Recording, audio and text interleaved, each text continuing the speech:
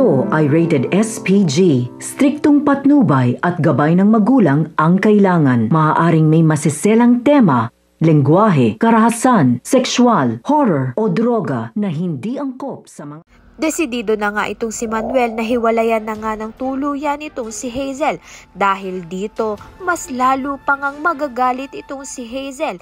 At dito na nga i-upload nga nito ni Hazel ang video nga nila nito ni Felma kung saan nahuli nga ni Hazel itong si Felma at si Manuel na nag-uusap. Palalabasin nga ni Hazel na ito ngang si Felma ang kabit, subalit si Hazel nga ang mapapahiya dahil nang magsalita na nga itong si Felma ng katotohanan, si Hazel nga ang mababatikos dahil nga mas nauna naman nga talagang naging asawa ni Manuel itong si Felma at si Hazel nga lang ang sumira ng lahat. Sa kabilang banda naman nga masaya ngang nag-propose ito ngang si Noah dito nga kay Felma.